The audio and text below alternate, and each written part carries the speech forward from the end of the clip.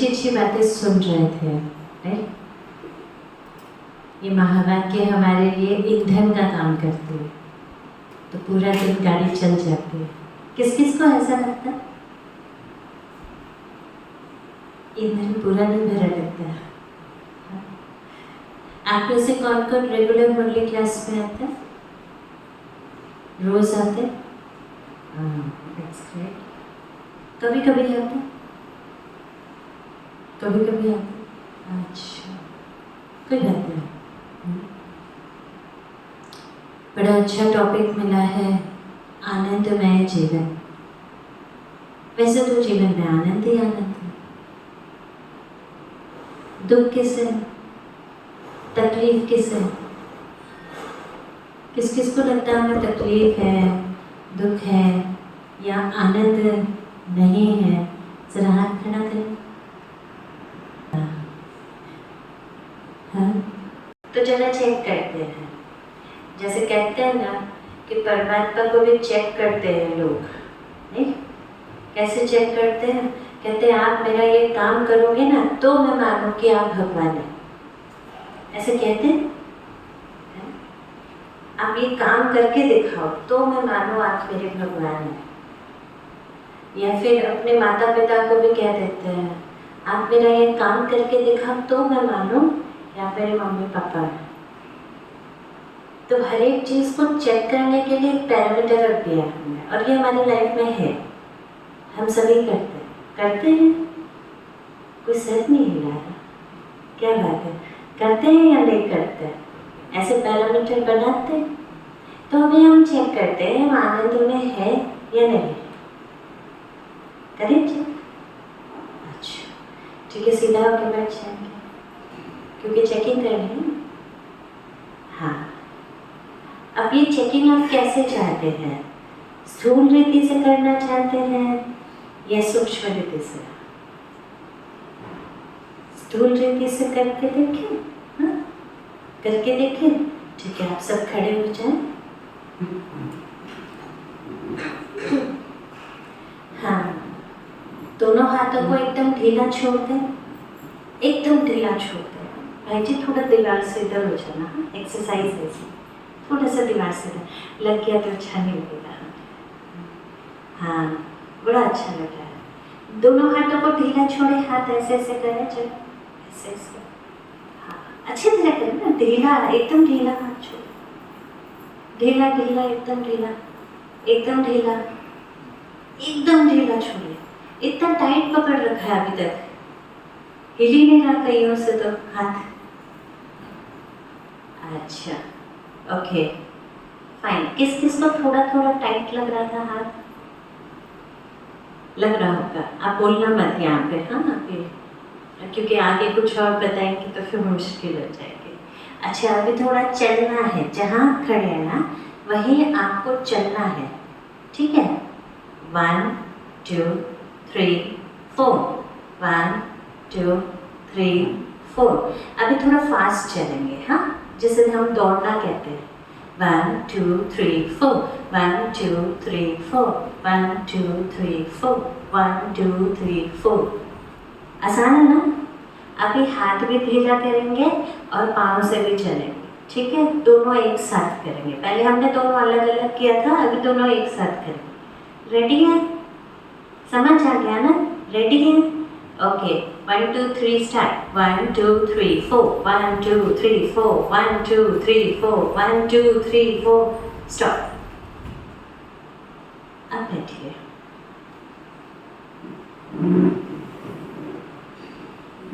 अब अपना ध्यान से ना सांस की रेट देखिए, आप कैसे सांस ले रहे हैं? क्या ये नॉर्मल है? नॉर्मल है?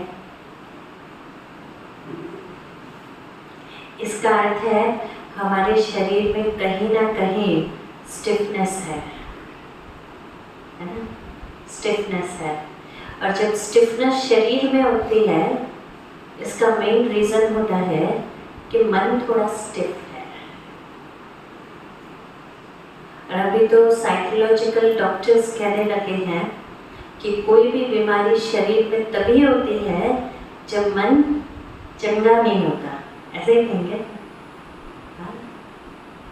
इसीलिए हमारा शरीर ना आजकल ढीला भी हाथ नहीं छूटता। हाथ ढीला छोड़ना है ना, वो भी हमारा नहीं होता। आप ये प्रैक्टिस रोज है ना कर सकते हैं। अगर आप आधा सेकंड के लिए भी करेंगे बहुत है। हाथ को बिल्कुल ढीला छोड़ने की कोशिश कीजिए, है ना। और ढीले छोड़ने का विचार यहाँ से शुरू होता है, तो फिर आनंद आएगा। नहीं तो फिर कैसा आएगा, फिर शरीर कैसा लगता, थोड़ा कड़क लगता, ऐसा ही होता है।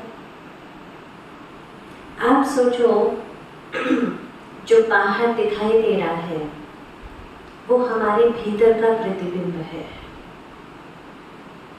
तो सबसे पहले तो आनंदमय जीवन का एक छोटा सा पिक्चर बना लें।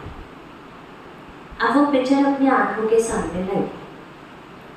बारिश हो रही, अच्छी सी बारिश हो रही, छोटी छोटी बूंदें गिर रही, और आप 1-2 साल के बच्चे उस बारिश में खेल रहे हैं। कितने साल के बच्चे हैं? कितने साल के? आवाज है 2 साल के बच्चे, 1 साल के, अच्छा ठीक है, 1 साल 2 साल के बच्चे, ठीक है, ओके। आप उस बारिश के पानी में खेल रहे हैं, बहुत मट्टी है ना, पूरे मट्टी में आप सन गए हैं, फिर भी आप क्या कर रहे हैं? फिर भी आप क्या कर रहे हैं? खेल रहे हैं। और आपका चेहरा कैसा है? खुश है। आपके मुख से आवाज निकल रही है? हाँ? बारिश में खेलते हुए आप कुछ बोल रहे हो? पीछे से माँ डांट लगा रही है, वो तो हमारा नॉर्मल है। पीछे से माँ डांट लगा रही है, सब वापस बुला रहे हैं, और हम क्या कर रहे हैं भाई जी? फिर भी आप खेल रहे हो। अरे माँ बुला रही है, वापस क्या जा रहे हैं? क्या आनंद है, क्या आनंद है। ये आप ही है, ये आप ही है और कोई नहीं, जिसने जीवन में इस आनंद को भी देखा है। लेकिन जैसे जैसे हम बड़े होते जा रहे हैं, वैसे वैसे क्षण क्षण का आनंद हमसे लुप्त होता जा रहा है।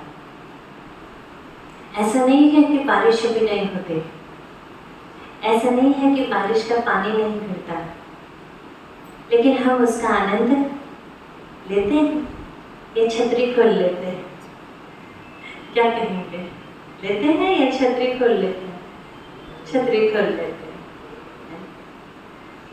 तो पहली बात जो आनंदमय जीवन का अर्थ है, यानी जो क्षण क्षण मेरे पास आ रहा है उसका मैं संपूर्ण लाभ लूं, वो है आनंद।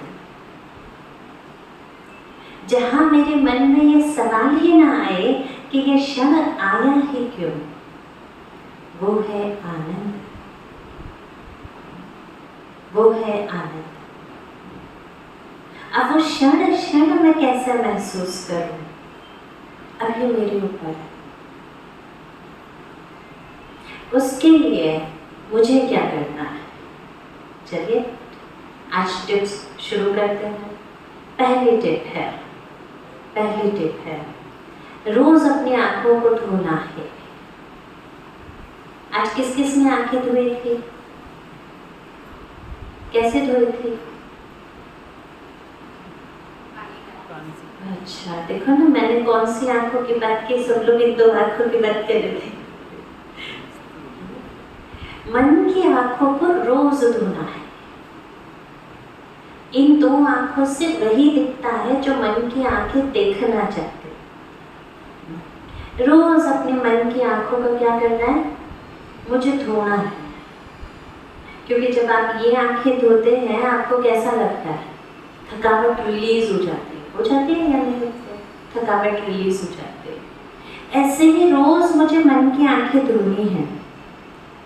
अब वो कैसे धोएंगे? ये बात आती है, वो कैसे धोएंगे? मन की आंखें धोने के लिए, मन की आंखें धोने के लिए, जैसे हम कहते हैं माइंड वॉश, लोग शब्द यूज करते हैं ब्रेन वॉश, ब्रेन वॉश का मतलब होता है इसका दिमाग साफ कर दिया, लेकिन यहाँ हम माइंड वॉश की बात कर रहे हैं। माइंड वॉश होता है ना पॉजिटिव थिंकिंग से, ना नेगेटिव थिंकिंग से, ना ऑर्डिनरी थिंकिंग से, ना फिर वेस्ट थिंकिंग से। अगर ये चारों प्रकार के विचार से नहीं होता तो फिर कैसे होता माइंड वॉश? एक पांचवें तरह का विचार है जिसे स्पिरिचुअल थिंकिंग कहते हैं। स्पिरिचुअल थिंकिंग, आध्यात्मिक विचार, ये मेरे मन को वॉश कर देता है। और ये कैसे वॉश करता है? कैसे वॉश करता है? क्योंकि जब हम आध्यात्मिक विचार करते हैं तो हमारे मन में जो पुरानी बातें हैं वो निकल जाती हैं, उसकी जगह नई बातें आ जाती हैं। इसलिए हम सबको ये कहते हैं कि पूरे हफ्ते के अंदर, यानी 7 दिन हैं, एक हफ्ते में एक मोटिवेशनल किताब पढ़ने की आदत डालनी चाहिए। आप में से कौन कौन पढ़ता? एक भाई पढ़ते हैं बस। कोई भी मोटिवेशनल किताब ले लीजिए, कोई भी मोटिवेशनल किताब, लेकिन एक किताब एक हफ्ते में पढ़ना है। क्योंकि हम हर हफ्ता, हमारे हफ्ते बाय हफ्ता ज्ञान तो यहाँ स्टोरी नहीं हो रहा ना, तो वो पुरानी बातें ही यहाँ स्टोर होती जा रही है। और फिर मन भारी हो जाता है, फिर दिखता भी नहीं। इसीलिए हर हफ्ता एक नई किताब, और ये भी टारगेट रखिएगा, एक हफ्ता के अंदर ये खत्म करना है, इसलिए मोटी किताब मत लीजिएगा, लेकिन फिर पतली किताबें मत लीजिएगा 5-10 पेज की। ब्रह्मा कुमारी इसमें किताब आती है थॉट फॉर टुडे, आज का विचार। आप में से किसी ने देखा वो किताब? देखा? प्रतिदिन हो तो दिखाना। हाँ, आज का विचार बड़ा सुंदर किताब है। या फिर हमारे यहाँ एक किताब आती है जस्ट अ मोमेंट, या फिर एक जस्ट मेडिटेट। ये इतनी सुंदर किताबें हैं, इसका एक पन्ना आप रोज पढ़ो, एक नया विचार, माइंड वॉश, पुरानी बातें निकल जाएंगी और हमारा देखने का नजरिया ना बदलना शुरू होगा। आप एक हफ्ता ये करके देखिए। कौन ये चैलेंज लेने को तैयार है? एक हफ्ते का चैलेंज, हाथ खड़ा कीजिए। अरे नई चीजें तो ट्राई करने चाहिए ना। आप कहेंगे हम तो रोज यहाँ आते हैं, वो तो सुनते ही, आप एक नई किताब। हाँ बिल्कुल, हाँ बिल्कुल, हाँ। जो आप रोज सुनते हैं वो तो डेली डोज है, उसके अलावा भी एक चाहिए। तो माइंड को वॉश करने की जरूरत है। दूसरा, ईयर वॉश, अपने कानों को भी साफ रखने की जरूरत है। मन का आनंद तभी आता, अभी समझो आप कुछ सुनना चाहते हैं और आपको कम सुनाई दे रहा है, तो आप उसका आनंद ले पाएंगे? क्या कहेंगे, आनंद ले पाएंगे? हम नहीं ले पाते। फिर हम बार बार कहते क्या बोला आपने, क्या बोला? ऐसा होता है या नहीं? कई बार हम कहीं और खोए होते हैं, कोई अच्छी बात बोल के चले जाते हैं, तो हमें लगता है पता नहीं क्या बोल के गए, और फिर कंफ्यूजन चल। तो हमारे कानों को भी वॉश करना है। अब ये जो कानों को वॉश करना है वो हम कैसे करेंगे? अब कान के अंदर तो पानी भी नहीं जाना चाहिए, जा सकता है? कौन कौन कहते हैं कान में पानी जा सकता है? नहीं जा सकता ना। तो कानों को वॉश करना यानी बताओ, कोई पूछ ही नहीं रहा। अभी बहन कह रही थी कि पूछेंगे तो बताएंगे, कभी आप पूछो तो बताएंगे हम।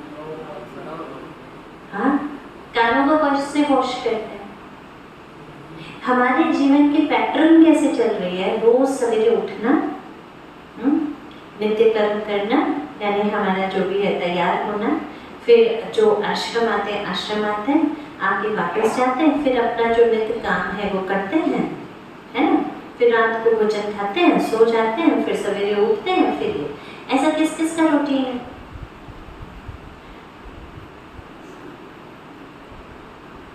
अच्छा, इसके बीच में कुछ करते हैं क्या, कुछ न्यूनेस? वही चल रहा है। और संडे के दिन फिर क्या करते हैं? संडे तो काम पे नहीं जाना होता। संडे पे क्या करते हैं? हर जगह से छुट्टी ले लेते हैं। कौन कौन करता है ये काम? हाँ देखो, क्योंकि ये उनको रियल आनंद लगता है ना। ईयर वॉश कैसे होता? सारे दिन में मुझे अपने मन के पसंद का एक गीत सुनना, एक गीत सुनना ही जो मेरे मन को पसंद आए।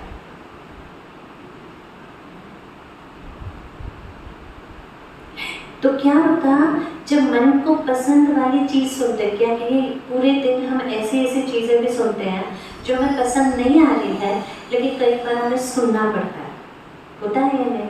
तो कानों में है ना, जब हम मजबूरी से शब्द डालते हैं तो कान भी भारी हो जाते हैं। जैसे बहनें वो कानों में झुमके वगैरह पहनते हैं, है ना। वैसे तो साधारण नृत्य का पहनो ठीक है, लेकिन जब भारी पहनते तो क्या होता है, क्या हो जाता है? कान लटक जाता है ना, ऐसे कुछ होता है ना, होता है या नहीं होता? माताएं बोलिए जो होता है, इसलिए हल्के हल्के पहनते हैं। लेकिन हम फंक्शनों में क्या करें, लटक भी रहा हो तो भी पहनना पड़ता है। तो ईयर वॉश क्यों, ईयर वॉश की जरूरत क्यों है? क्योंकि हमारे कान जो है ना, लोगों की बातें सुनते हुए, बाहर की आवाज़ें सुनते हुए, है ना, जो हमें पसंद भी नहीं आ रहा वो भी हम सुनते हैं, तो कान क्या हो जाते हैं, भारी हो जाते हैं। इसलिए पूरे दिन में जो आपको पसंद आता है एक गीत, कौन कौन कर सकता है? मुश्किल है? आप सब हाथ खड़ा कर रहे हो, कल तो हम हैं नहीं पूछने के लिए। हाँ, आज ऐसा तो नहीं खुशी के लिए हाथ खड़ा कर रहे हैं आप कि दीदी खुश हो जा रहे हैं इसलिए हाथ खड़ा कर रहे हैं। तो कानों को हमें क्या करना है, एक गीत मधुर सुनाना है, ताकि हमें लगे हाँ कुछ तो हमने अपने लिए किया। फिर तीसरा, मुख, स्पीच। और स्पीच के लिए एक ध्यान हमें अवश्य रखना है।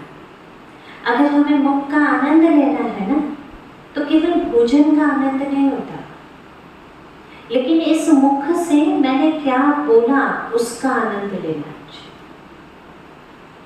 कई बार हम ऐसे शब्दों का प्रयोग कर देते जो हम नहीं करना चाहते, तो फिर मन क्या होता है, हम समझ पाते हैं कि ये हमें नहीं बोलना चाहिए था, हमारे मुख से निकल गया, तो फिर हम क्या करें, क्या करें?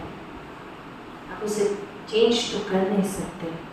इसीलिए हम कहते हैं पूरे दिन में मुख से कुछ बोल ऐसे निकले जो दूसरों को मोटिवेट करें या अंडरलाइन करें।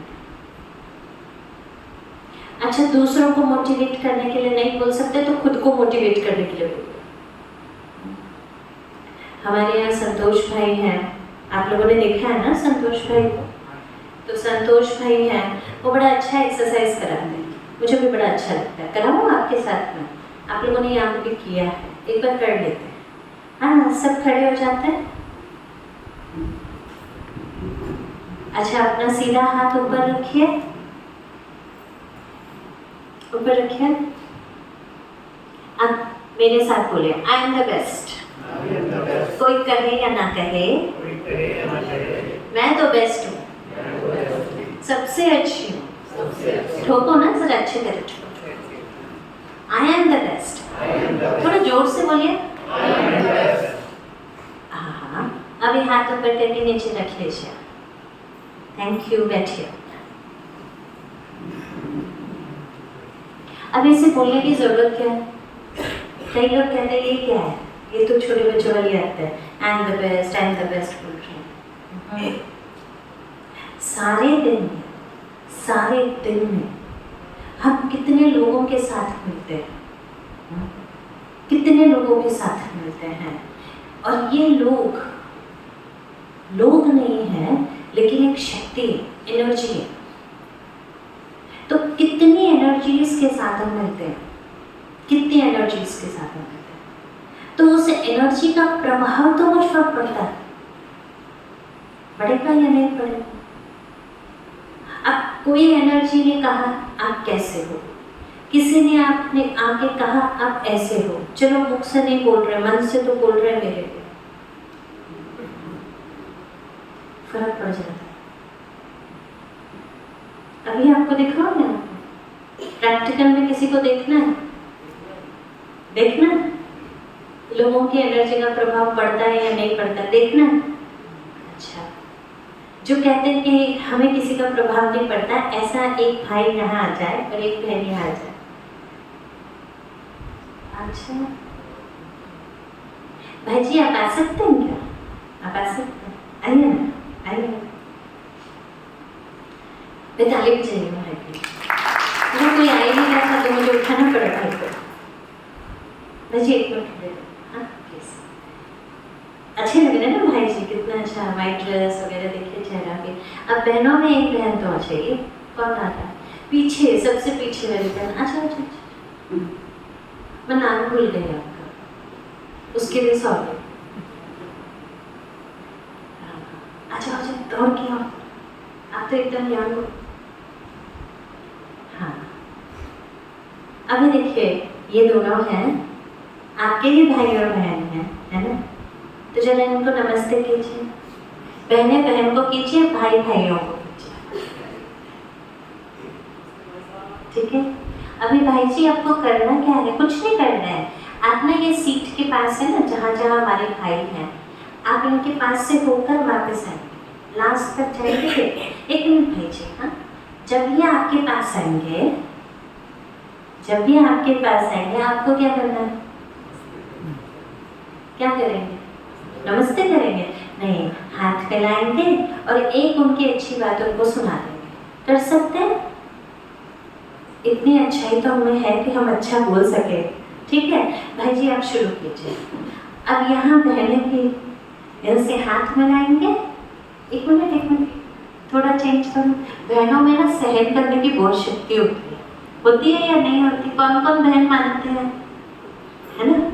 तो आपको क्या करना है? हाथ मिलाना, एक कमजोरी इनको सुनानी है जो इनके अंदर है, ठीक है?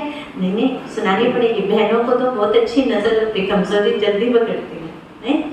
ठीक है, ओके। बहन आपको भी यही करना, लास्ट तक जाना, वापस आना, ओके? Best of luck.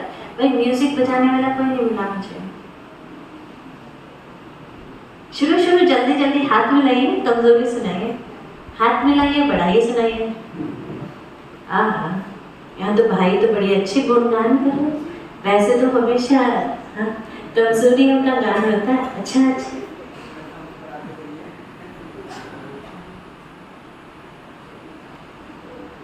वाह, सबने सुनाया, कोई बचना नहीं चाहिए, हर एक को सुनाना है। अगर वो आपको मिस कर रहे हैं तो पकड़ के भी सुनाइएगा।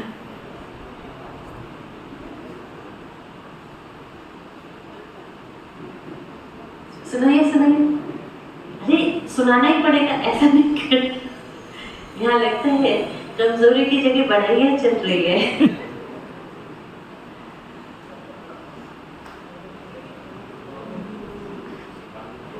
अरे वाह, यहाँ तो गले ही लगते हैं सब। अरे वाह,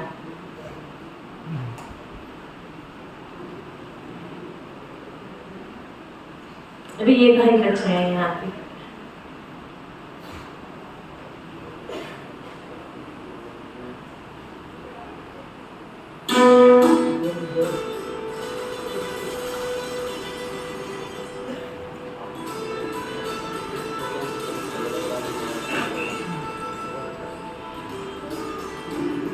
आइए भाई जी, भाई जी कैमरा वाले भाई से भी मिल लीजिए, वो रह जाएंगे, एक को भी छोड़ना नहीं है। बस ओम शांति किया, कुछ अच्छी बात सुनानी थी, बोलते ही। अच्छा भाई जी आइए।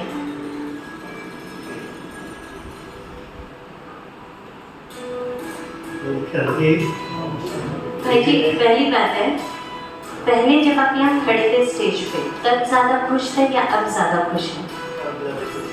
तो माइक पे बोल दीजिए।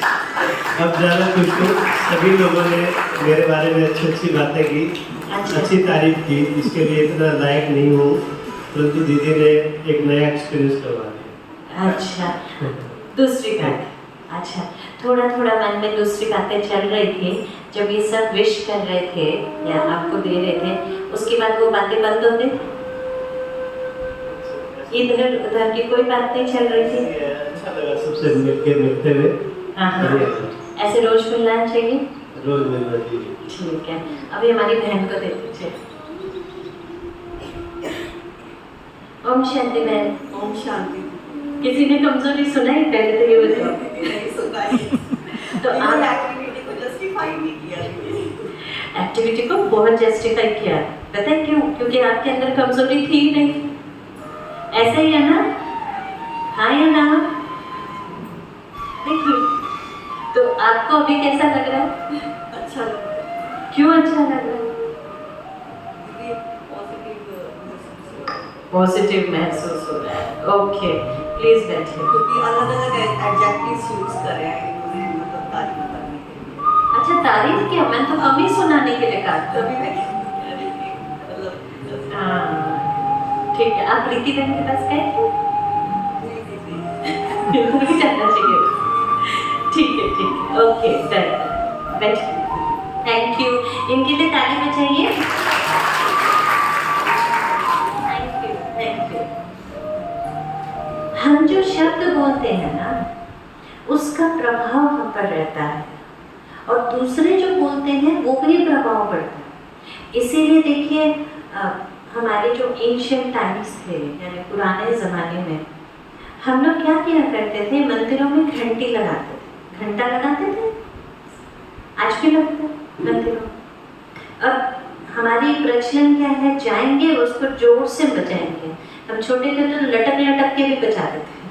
किस किस ने बजाया ऐसे? हाँ बचपन याद आ गया सबको, है ना? लटक लटक के बजाते थे। क्यों बजाते थे? वैसे तो आवाज करना अच्छी बात नहीं होती, लेकिन हम जोर जोर से आवाज करते। लेकिन क्यों आवाज करते? क्योंकि वो जो आवाज है ना बाकी सब आवाजों को खत्म कर देती है। इसीलिए घरों में लोग शंख ध्वनि करते हैं, नहीं? कई लोग शंख की ध्वनि करते हैं। अब ये तो रोज पॉसिबल है, लेकिन हमें है ना अपने मुख को भी वॉश करना है। अर्थात जो हम दूसरों को एनर्जी देंगे ना वही एनर्जी मेरे पास लौट के आएगी। अब मैं कैसी एनर्जी दे रही हूँ? चेक एंड चेंज, यहीं से मुझे ऐसी एनर्जी दे। हमने देखा कि कई लोग जीवन में सब कुछ होते हुए भी, सब कुछ है उनके पास, किसी चीज की कमी नहीं, फिर भी चेहरे पे खुशी नहीं है। अब आप सोचो, कई लोग कहते हैं इसका कारण क्या? सब कुछ तो है, एनर्जियों का प्रभाव पड़ रहा है। आजकल मैंने कईयों को देखा है कि बहुत जल्दी डिप्रेशन में आ रहे हैं, बहुत जल्दी डिप्रेशन हो जाता है, बहुत जल्दी तनाव में आ जाते हैं। कारण क्या है? इस समय पूरे संसार के एनर्जी फ्लो क्या है, उस पर हम क्या करते हैं, उसका असर मुझ पे पड़ जाता है।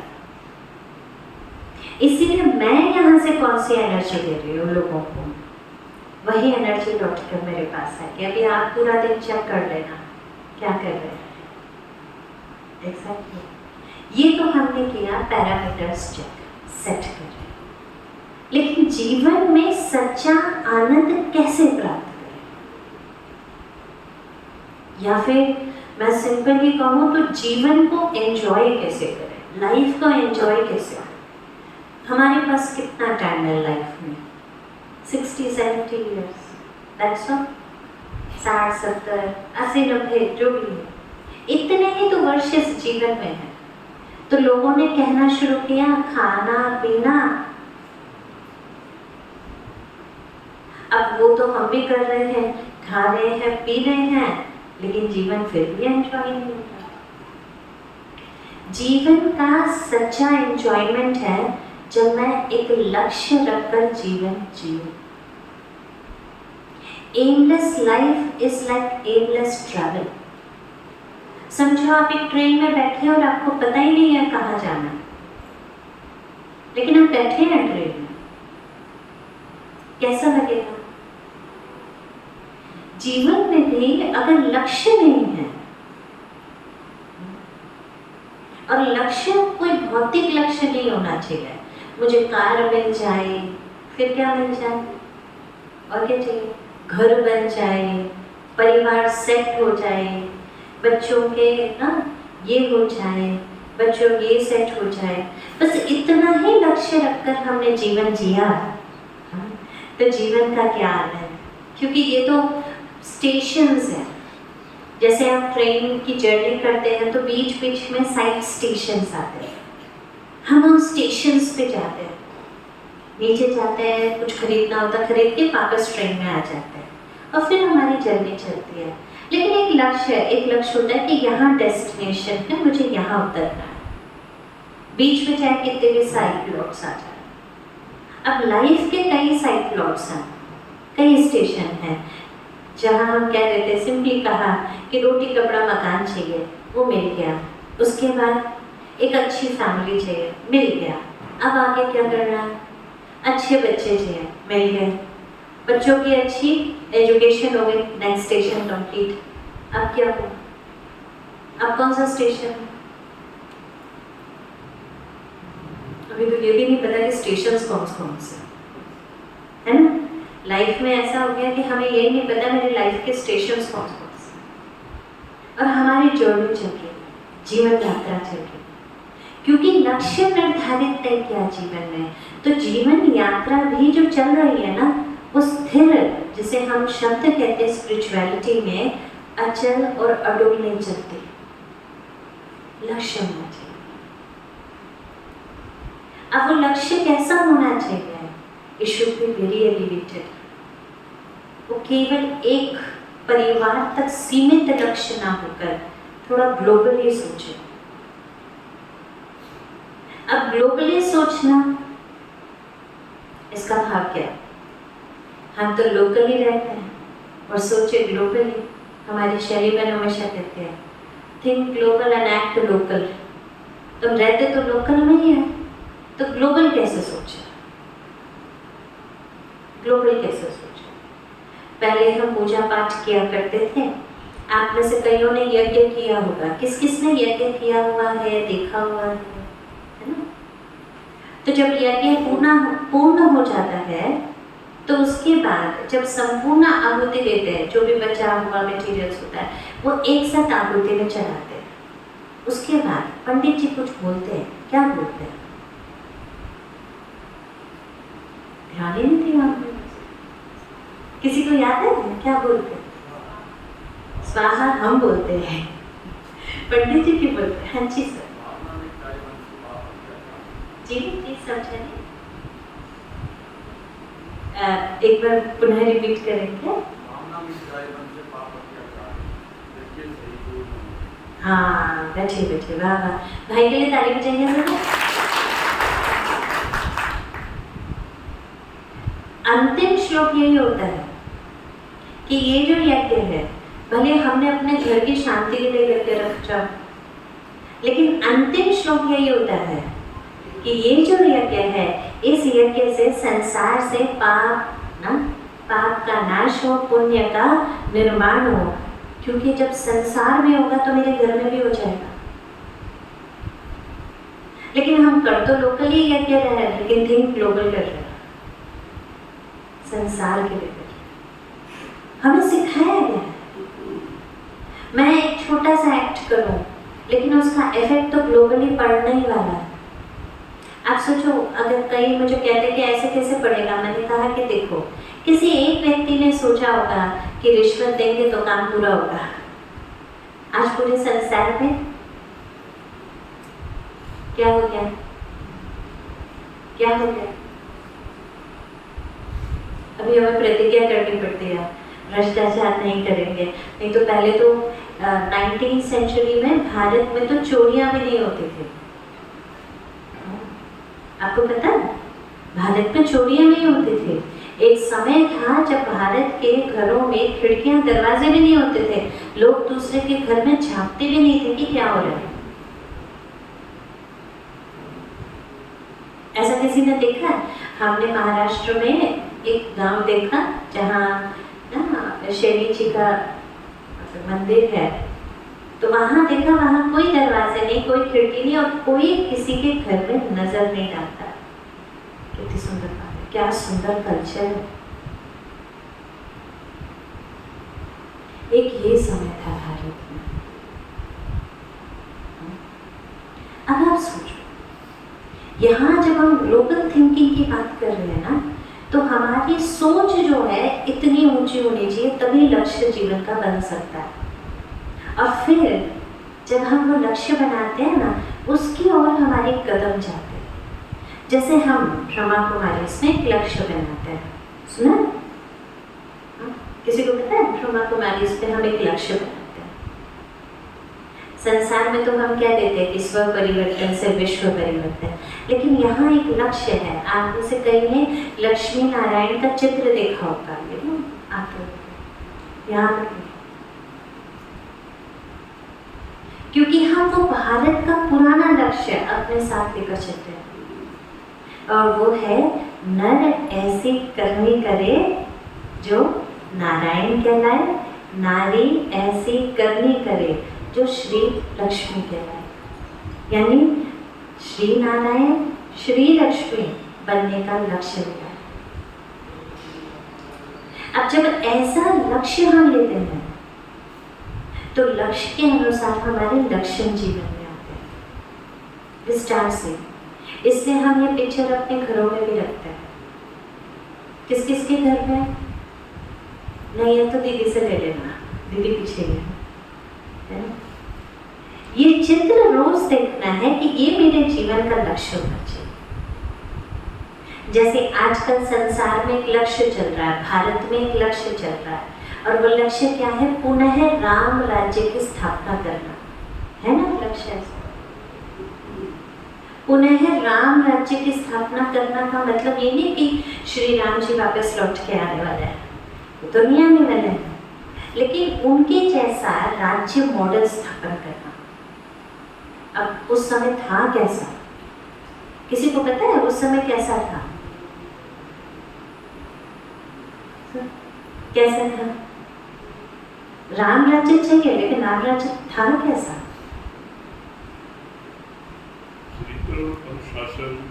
अनुशासन। गाय और शेर एक ही घाट पे पानी पी लेते थे जैसे। हाँ, एक ही घाट पे पानी पी लेंगे, और प्रेम भाव माधुर्य सब अनुशासन है ना, व्यवहार था। और बताइए, कोई और बताना चाहिए राम राज्य कैसा हो?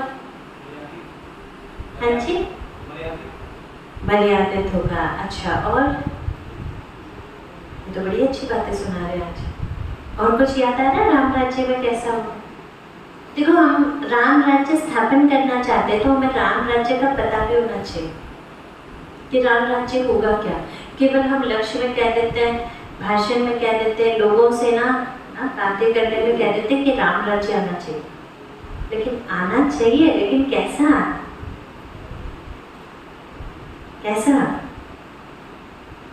हमारे यहाँ एक किताब बनी हुई है, स्वर्ग में आमंत्रण करके, बड़ी सुंदर किताब। आप देखना राम राज्य कैसा होता है। कभी आप वो किताब ऐसे शब्दों से लिखी हुई किताब नहीं है, फोटोज है, बड़ी सुंदर फोटोज है।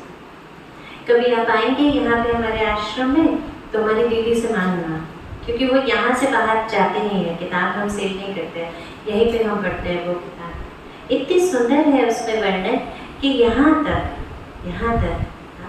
मनुष्य मनुष्य को भी नहीं, पशु पशु को भी नहीं, जीव जंतु किसी को भी हानि पहुंचाने का संकल्प भी नहीं रखते। अहिंसा परमो धर्म, अहिंसा परमो धर्म। और हर आत्मा मर्यादा पुरुषोत्तम।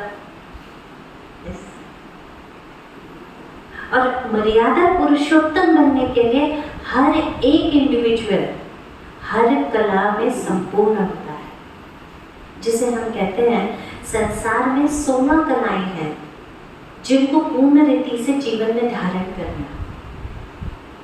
इन 16 कलाओं को धारण करने के लिए 16 कलाएं means the art of living. अगर मैं इंग्लिश में कहूँ तो art of living. Art of living means सोचने की कला है कि मुझे क्या सोचना है, आना चाहिए।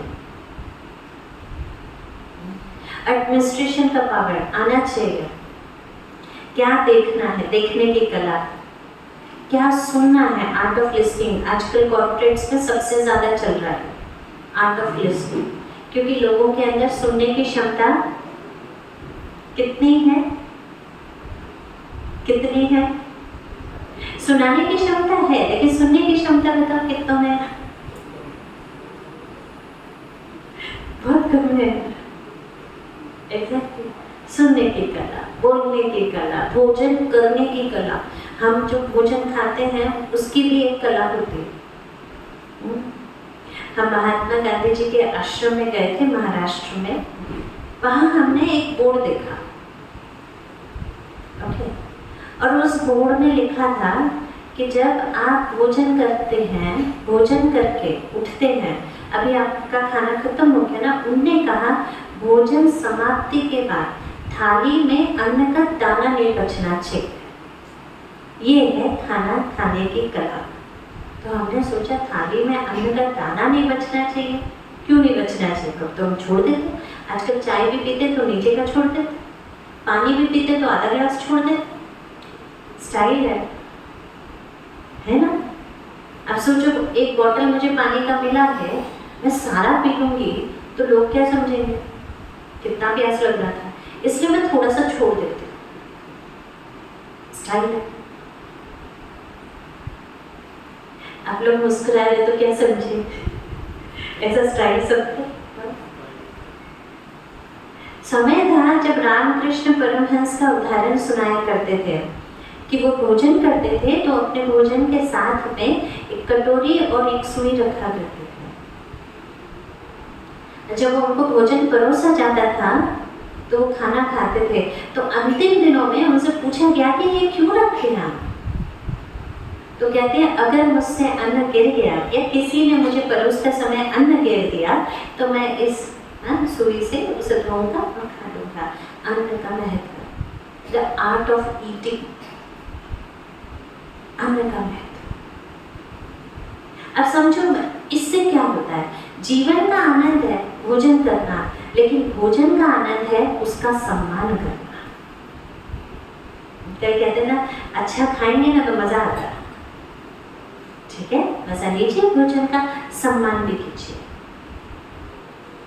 Art of eating, art of writing, 16 कलाओं में लिखने की कला। अब इस पे तो एक पूरा ना क्या कोर्स बना हुआ है ना राइटिंग के ऊपर, कि आप जैसा लिखते हैं। छोटा सा बता सकते हो? बताओ थोड़ा सा।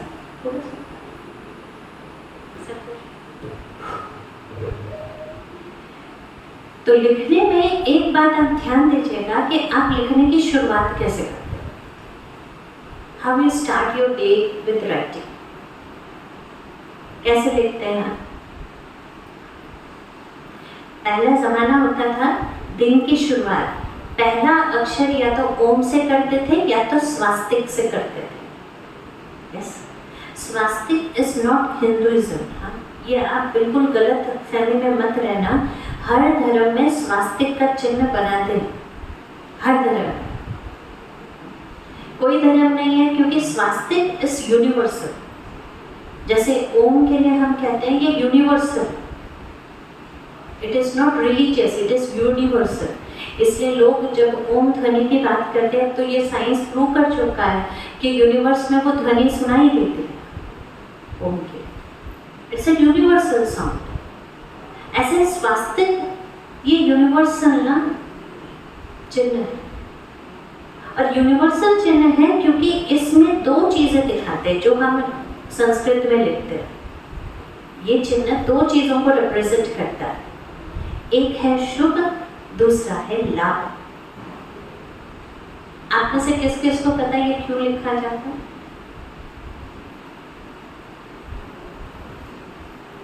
हम जब स्वास्तिक बनाते हैं एक तरफ शुभ लिखते हैं, एक तरफ लाभ लिखते हैं। किस तरफ शुभ, किस तरफ लाभ?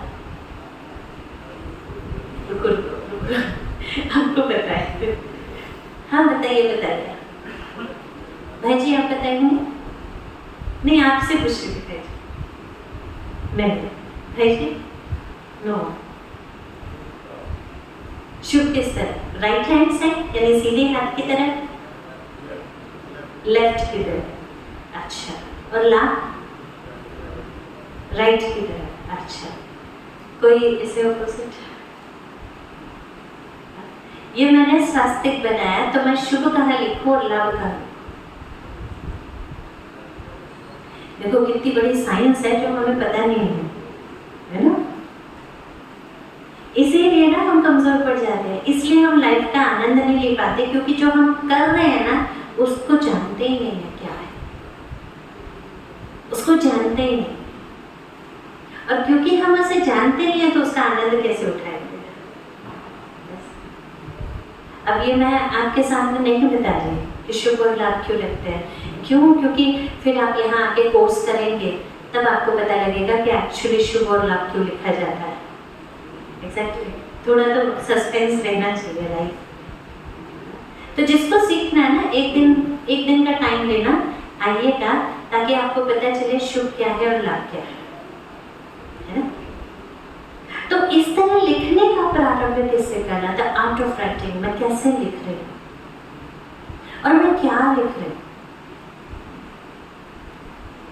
अपने दिन की शुरुआत हम कैसे पे करें, लेकिन रात्रि की भी ना, जो रात्रि की समाप्ति है वो एक ही चीज से लिखना है, और वो है मेरे लिए और परमात्मा के लिए एक लेटर, यानी अपने लिए और परमात्मा के लिए। आज मेरा पूरा दिन कैसा गया और भगवान को धन्यवाद आज का दिन दिया। आप में से कौन कौन लिखता है? जो जितने सक्सेसफुल लोग हुए हैं उन्होंने ये जो बायोग्राफीज लिखी हैं, ये बायोग्राफी कोई दिखाने के लिए नहीं लिखी है, ये उनका जनरल है ये समझने के लिए कि उनकी लाइफ कौन से ट्रैक पे चल रही है, कल क्या थे, आज क्या है और कल क्या होंगे, वो कौन से ट्रैक पे चल रहे हैं।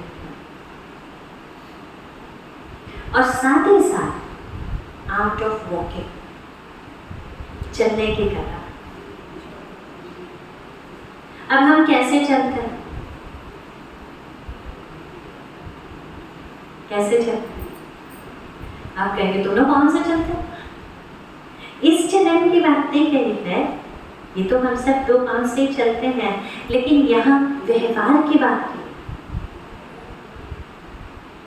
अब वो कैसे चलना चाहिए, जीवन में कैसे उस चलन का आनंद लेना चाहिए, मैं आदरणीय संतोष भाई जो हमारे इस कैंपेन के हेड हैं, राकेश भाई, संतोष भाई को लें, मैं आदरणीय संतोष भाई से रिक्वेस्ट करूँगी कि वो आएंगे स्टेज पर, क्योंकि अभी वो दूसरी तरफ यात्रा के लिए निकल रहे हैं।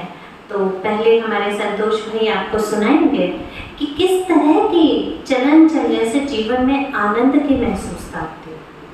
How should we walk in our life to experience the bliss of life? जीवन का सच्चा आनंद कैसे अनुभव करें?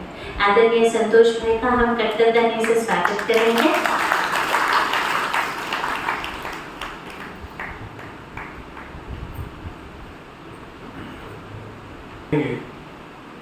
आप सबकी गुड विशेस है ना, है कि नहीं? तो आप सबकी दुआओं से कहते हैं, जब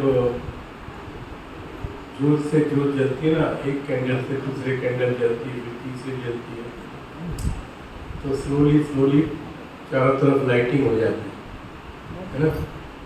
तो आज हम इतने लोग बैठे हैं, अगर सब अपने मन में ये शांति की जोत जगाएंगे और ये हम लोग संकल्प लेंगे कि जीवन शांति से यापन करना है, सद्भावना रखना है, तो धीरे धीरे धीरे धीरे ये भारत भूमि फिर से स्वर्ग बन जाएगा। अपने आप तो नहीं बनेगा ना स्वर्ग, किसको बनाना है? हम सबको बनाना है ना। तो हम सब इस भारत को देवभूमि बनाएंगे, जैसा कि हमारा है, मेरी संस्कृति मेरी पहचान, मेरा देश मेरी शान, ये हमारे अभियान का मूल मंत्र है।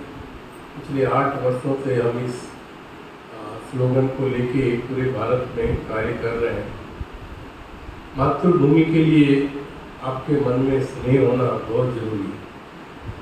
और ये तो भारत की भूमि जो है, ये वो तपोभूमि है जहाँ पे हजारों लाखों ऋषि मुनियों ने तप किया है। कई कई साल तक, 100 साल तक भी कहते हैं तप किया। उनकी तपोबल, उनकी पवित्रता, उनकी जो मधुरता और जो कठोर तप जो उन्होंने किया, उसकी बदौलत आज ये भारत, जिस पर 500 वर्ष तो मुगलों ने शासन किया, 300 साल ब्रिटिशर्स ने शासन किया, बहुत कोशिश की हमारी संस्कृति को मिटाने की, सभ्यता को खत्म करने की, लेकिन वो हमारे धन ले गए, सोना चांदी ले गए, लेकिन हमारी संस्कृति को नहीं ले पाए। इसका कारण क्या है कि भारत में ना हम संस्कृति को मनाते नहीं है, हम जीते हैं। हमारा खान पान से लेकर, हमारा उठना बैठना से लेकर, हमारा चलना मिलना जुलना, मिलने जुलने के भी अलग अलग अदब है। कहीं यहाँ मैंने देखा हरियाणा में ज़्यादातर राम राम कहते हैं, है ना, राम राम। राजस्थान में भी राम राम कहते हैं। आप वृंदावन चले जाओगे, राधे राधे कहते हैं, कहीं नमस्ते कहते हैं, कहीं सत श्री अकाल कहते हैं। तो विभिन्न मतभेद के बावजूद बहुत सारे डिफरेंसेस हैं हमारे कल्चर में, हमारे खान पान में, वेशभूषा में। हर 50 किलोमीटर के बाद हमारे भारत में भाषा बदल जाए। उसके बावजूद भी ये विविधता में एकता, यूनिटी इन डाइवर्सिटी, ये भारत की कल्चर है। क्योंकि ये भारत ही, भाइयों और बहनों, शायद अतिशोक्ति लगे आपको, पर ये भगवानुवाच है कि ये भारत ही स्वर्ग था। सोने की चिड़िया कहते ना, ये वास्तविकता थी, और इस भारत ने फिर से स्वर्ग बनना है। कोई साथ दे ना दे, कोई माने या ना माने, पर भारत ने स्वर्ग बनना है, आज नहीं तो कल। वो समय आएगा। आज विश्व में देखो भारत की जो प्रभाव बढ़ रहा है। मैं आपको सच बताऊं, आज से 20-22 साल पहले हमारे भाई बैठे हैं, ऑस्ट्रेलिया में रहते हैं पिछले 26 साल से। मैं जब जाता था ना भाई साहब, भारतवासी होने के नाते कोने में ले जाके अच्छी तरह से सब कुछ उतरवा के चेक करते हैं, जूता चप्पल बेल्ट ये वो, बड़ी इंसल्ट होती थी। आज कहीं भी आप जाओ पूरे देश में, जब आप जाते हैं इमिग्रेशन में, जैसे ही सुनते हैं कि Bharat you are from India, इतने प्यार से मिलते हैं, इतने सद्भाव से मिलते हैं। हम रशिया गए थे, हमारी शैली बहन भी साथ में थी और सब, तो वहाँ सेंट पीटर्सबर्ग में हम लोग एक वॉर मेमोरियल बना था, देखने गए थे। तो 2 स्कूल के बच्चे आए, 2 बस भर के, वो सारे रशियन बच्चे थे। जैसे ही हमको देखा, हाथ जोड़ के नमस्ते नमस्ते, आई वाज शॉक्ड। हम लोग हाय हाय कर रहे हैं, हाय हाय, तो वो लोग नमस्ते कर। हमारी सभ्यता, हमारी संस्कृति का कितना विस्तार हो रहा है। आप कभी माउंट आबू आके देखिए, हमारे मुख्यालय में 147 देशों से लोग आते हैं और वो जाना नहीं चाहते। जैसे नहीं वो अभी तो नहीं पता, लेकिन पुराने ज़माने में हम देखते थे, वो लड़की विदाई होती थी ना, तो रोते हुए थे, काफ़ी समय तो रोते थे, माँ बाप ये वो रोते रोते 1-2 किलोमीटर तक जाते थे। तो वो जाते टाइम ऐसे रोते रोते जाते थे। जैसे उनका बहुत कुछ मतलब यहाँ रह गया है। आप कभी आइए माउंट आबू, आप ये दृश्य अपनी आंखों से देखिए, भारतीय सभ्यता, वेशभूषा, खान पान सब को, जबकि उन लोगों का खाद्य भी नहीं है, वो मिर्ची नहीं खाते हैं, तो हम लोग के वहाँ उनका एक अलग काउंटर होता है विदाउट चिली का। लेकिन वेशभूषा, बहनें साड़ी पहनती है, भाई कुर्ता पजामा पहनते हैं। हमारे वहाँ तो कम से कम 300-400 दुकानदार इन्हीं के ऊपर जिंदा है। हालांकि कई तो लूट लेते हैं बेचारों को, कुर्ता पजामा बहुत ज़्यादा रेट में दे देते हैं, तो वो यहाँ से कुर्ता पजामा साड़ी लेके जाते हैं अपने साथ। तो ये जो भारतीय संस्कृति और सभ्यता है हमारी, ये हमारी जीवन शैली है, और इसी जीवन शैली को आध्यात्मिकता के साथ जोड़ना है। हमारे भारत में आध्यात्मिकता के बिना कोई काम नहीं होता था, कोई काम। कहीं उद्घाटन भी करते थे तो पहले स्वास्तिक लगाते थे, है ना। आजकल तो करते हैं कुछ लोग, बिना ओम यज्ञ करते थे। स्पिरिचुअलिटी के साथ हमारी शुरुआत होती थी दिन की, तो उसको अपनाना है। आध्यात्मिकता बहुत अच्छी चीज़ है, जीवन में नैतिकता लाने के लिए, जीवन में सकारात्मकता लाने के लिए आध्यात्मिकता बहुत जरूरी है। और इसी आस से हम आगे बढ़ रहे हैं। आप सबकी शुभकामना लेकर पूरे भारत में हमारा ये अभियान चलेगा। ओम शांति। धन्यवाद आप सबका, सबसे ज़्यादा आप सबका धन्यवाद। और मैंने यहाँ देखा हमारी इति बहन का बड़ा जो एडमिनिस्ट्रेशन है बहुत बढ़िया है। सब भाई बहनें इतने, मैंने तो कल देखा इतने बड़े बड़े पद के, बड़े बड़े पोस्ट के भाई बहनें, सब गेस्ट हमारे जो आए थे, तो नीति बहन उनको उठक बैठक करा रही थी, खड़े होइए, बैठ जाइए, खड़े होइए, उनके अच्छे से एक्सरसाइज करा दिया पूरा। एक हफ्ता में एक्सरसाइज करने की जरूरत नहीं है। तो इतना फैमिलियर, इतना बाबा के घर से जुड़े हुए हैं, तो बहुत खुशी हुई। बहुत सारी यादें लेकर आप सबसे हम जा रहे हैं। ओम शांति। धन्यवाद। बात चल रही थी, जैसे अभी भाई जी ने बताया, चलन में भी वो आनंद। अब हर एक चीज़ करने में तो बहुत समय लग जाएगा, एक एक चीज़ धारण करने के लिए। इसलिए ऑल इन वन चाहिए ना। हमें भी आजकल ऑल इन वन चाहिए। हम एक एक दुकान में जाना नहीं चाहते, मॉल में जाते हैं तो सब चीज़ें एक साथ मिल जाए, बिकॉज वी लैक टाइम। हमारे पास टाइम नहीं है। क्या किसी के पास टाइम है? ही नहीं टाइम। तो इसीलिए इस ऑल इन वन को लाने के लिए ना, एक बात हमें यहाँ पे फिक्स करनी है कि who is the creator of the world. ये दुनिया किसकी है, कि दुनिया कौन चला रहा है, और उसी की शक्ति मुझे भी चला रही है। जैसे एक कंपनी में है, उस कंपनी का एक बॉस होता है और फिर एम्प्लॉयज होते हैं, ठीक है ना। अब जो काम करने वाले वो काम करते हैं, लेकिन उनको काम का ना यहाँ पे टेंशन नहीं होता। सारा टेंशन किससे होता है? लॉस, प्रॉफिट, ये सारा टेंशन बॉस को होता है। ऐसे ही हमारा ये संसार है, इसको चलाने की सारी शक्ति, चाहे हमारा परिवार, जैसे हम कहते हैं मेरा परिवार है, इसको भी चलाने की शक्ति उसके।